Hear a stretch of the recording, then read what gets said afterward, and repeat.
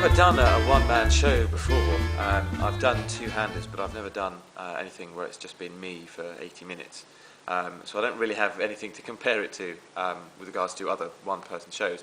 But it's a joy to do, and it's a testament to Mark's writing, really, because often people ask me or comment on the seemingly mammoth task of learning, 80 minutes of script.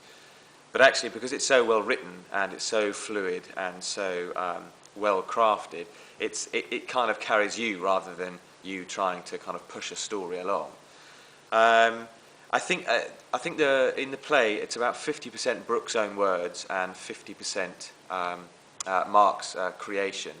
And if you ask me which bits are which, I couldn't tell you. So he's done it very, very well. And the poetry is so well placed within the story of Brooke and within the journey that you sort of take an audience on in the show, that often people forget that, or don't realise that a poem has started, or you're within a poem.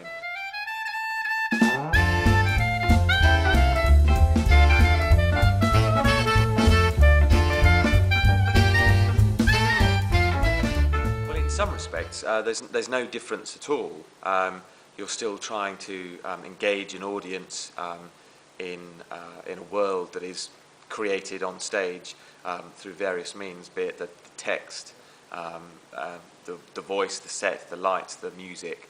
But of course, you don't have the relationship between characters on stage.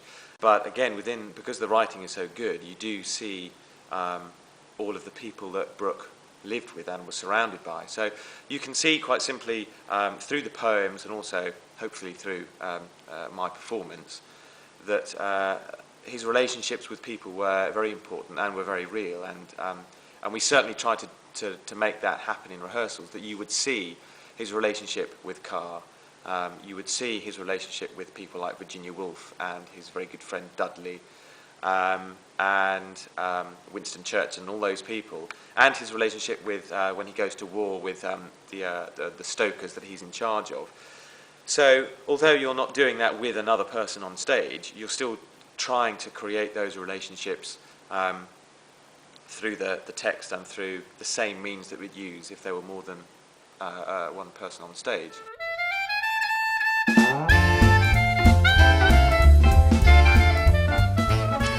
It's a really entertaining story. Brooke was a fascinating character, still is, aside from his work and his poetry. And it's a play that moves people to tears, it moves people to laughter, and he talks about things that are really universal and do affect us all. And although Brooke says in the show that he is known as a war poet, but it's actually only a fragment of his life, we do end up in the war, and he does end up dying in the war, and the design does sort of focus on the looming, the amazing sequence of events that happened at that period of history. And I think it's really important that people don't forget that. And I don't think that remembering those things and remembering that piece of history in something that is actually entertaining and enjoyable is a bad thing. I think too often the idea of war and the memory of that seems really far-fetched and detached from people of my generation and the generations that will follow. And I think the show is a really good way of remembering that in something that is accessible and entertaining and moving at the same time.